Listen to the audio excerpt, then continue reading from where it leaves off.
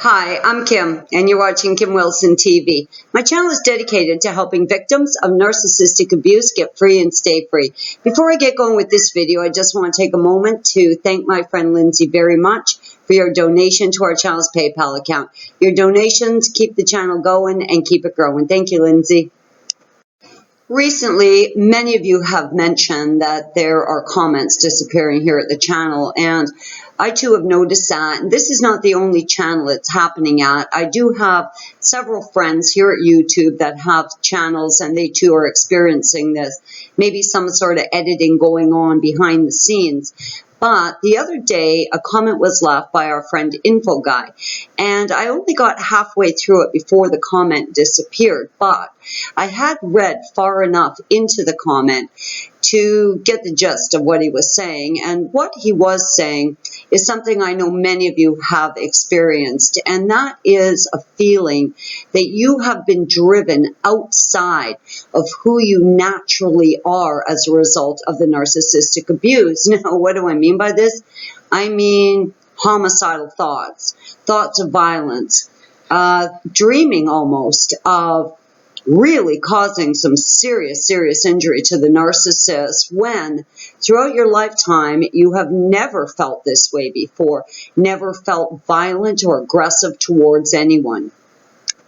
We have talked about the countless ways victims are impacted by narcissistic abuse, but so many of us have really felt that we were driven so far beyond what our natural nature is, so far beyond what our normal thought patterns are, driven to a point of anger, driven to a point of rage, driven to the point that one of us could actually hurt a narc, and I want to talk about that today. Never in my lifetime have I ever had a violent thought towards anyone, most certainly not a homicidal thought. But I will confess that in the early days of my escape from Trevor's house of pain, I did have a reoccurring nightmare, a night terror. And in this night terror, and it occurred night after night for many nights, months it went on. It was a dark night. Trevor was standing in the middle of the road. It was rainy. He was under a street light. I was in my truck. Well, you can imagine where this story is going, right? And every night in this nightmare, I would just put my foot on the pedal and kapow, Trevor, and off he'd fly. And I would wake up huffing and puffing, hyperventilating, my hands shaking. Sometimes my nose would start to bleed again. It was terrifying because truly, I didn't want to hurt him.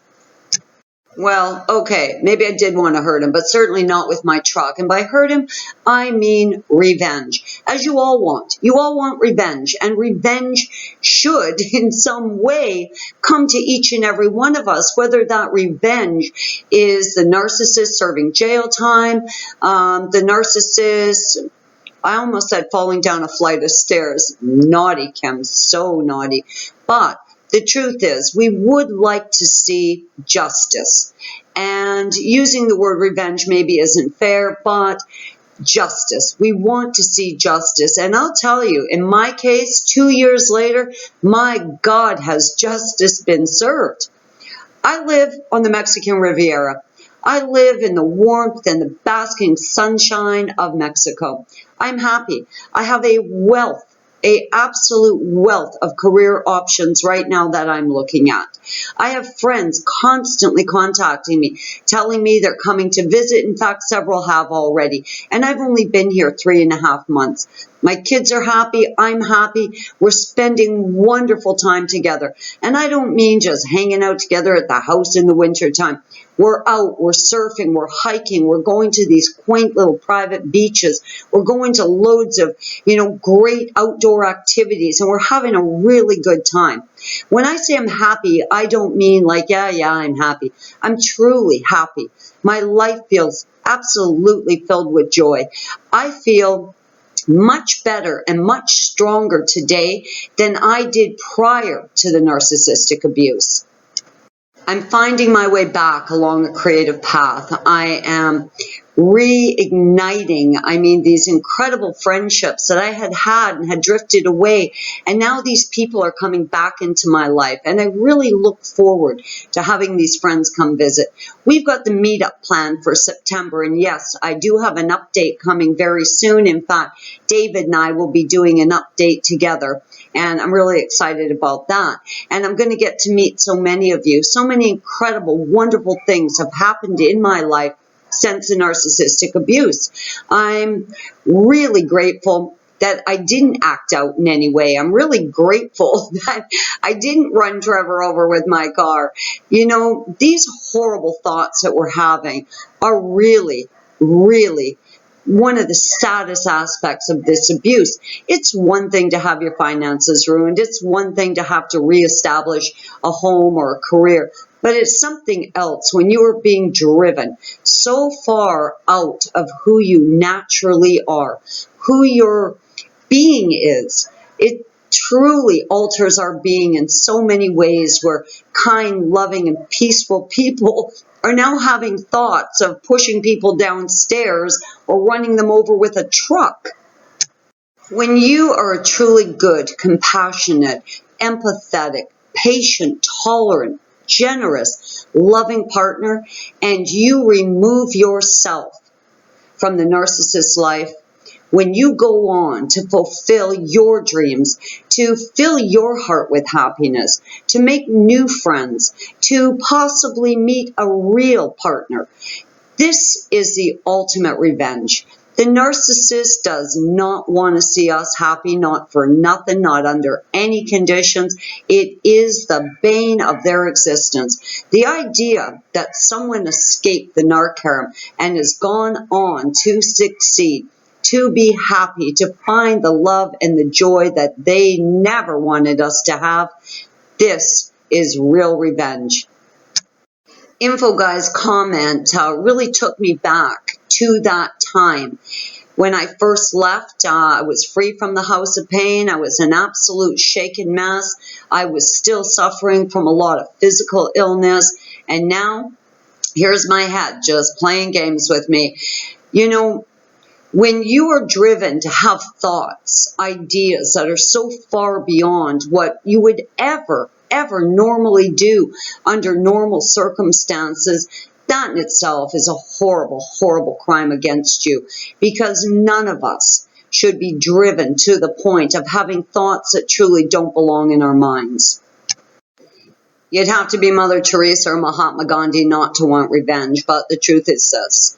To seek revenge, to want revenge, to even entertain thoughts like that, you're taking all of your energy and you're focusing it on the narc. When what you need to do, what each of us needs to do, and it is ultimately what I did, was take every bit of energy I had, and I didn't have a lot, and many days I had to force myself, but I took all of my energy and I focused it back on myself, on self-love, on forgiveness. I mean, how many of us will kick our own ass for ages, asking, how could I have been so stupid? How did I fall for it? This is self-defeating, absolutely self-defeating.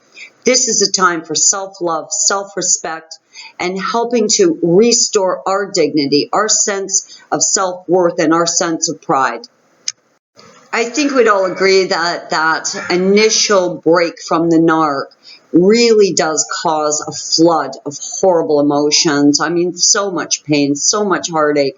But as time goes on, each of us has the opportunity to educate ourselves, validate each other, and share with each other. And that's exactly what we've done here. And I think that really creates an opportunity for us to all slam on the brakes and say, wait a minute, this is my time. This is my choice. And it was probably about a year free from the house of pain, no contact, and really after doing a lot of research and coming to terms with acceptance. Acceptance is kind of hard because it'd be pretty easy to kick your own butt, as I did.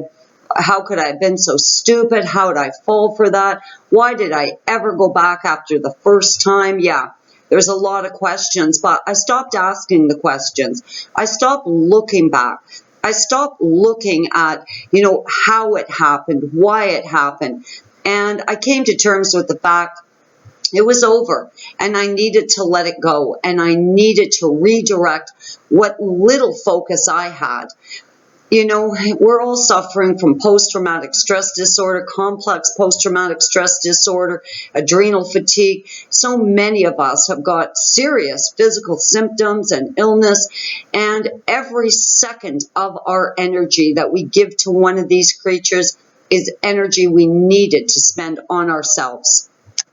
And of course, no, none of it was easy. It was damn hard. And I had to push and pull and prod myself every single day. I'd come down in the morning, I'd look around the house, I'd think, oh, maybe I should vacuum. And then I'd think, no, I'm going back to bed. And then I'd think, bad thought, that's it. Not only are you vacuuming, Kim, now you're dusting the whole damn house. Eventually, I came to the conclusion that if Captain Saakashit could have pushed me so far away from what my life should have been, I could push myself back. And push I did. A narcissist will never let up in their push to destroy your life. So do not let up on your push to get your life right. Just keep pushing, and I'm telling you, day by day by day, it gets so much easier. I know so many of you have felt like you don't even recognize yourself anymore when you're having violent or homicidal thoughts. I certainly didn't recognize myself anymore. But those two fade away, and the more you educate yourself, the more you reach out, the more you share your story, the more you latch on to people that really care about you, the quicker those thoughts will fade, though frightening as they may be. Acting on a violent thought is never going to be an option. I mean, what are you going to do? Really throw your life away? Really give the narcissist every last bit of you? You're going to rot away in a jail cell somewhere? This is certainly not revenge. Something really amazing happened for each and every one of us. Yes, we were victimized by a narcissist, but the truth is this: each and every one of us here at the channel survived it. We're still alive, and the possibilities are endless. The odds of each and every one of us being here is 1 in 400 million. We are special, and we have seen the darkest side of humanity right in our own homes, be it a mother, a sibling, or a love interest, or one of your own children.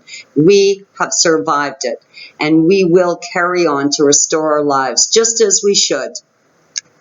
Sure, life is full of tons of challenges. We all know that. But I will say that the worst thing that ever happened to me throughout my entire lifetime thus far is meeting Trevor. And I survived it. And I got free. And I'm moving on with my life, and you can do it too. Once you've survived narc abuse, you can survive anything. Now I think, what the hell, life? Bring it on. I'm here, I'm ready, and I'm going to meet you head on. I'm Kim. You're watching Kim Wilson TV. I hope you're having a great narc-free day. Love you guys lots.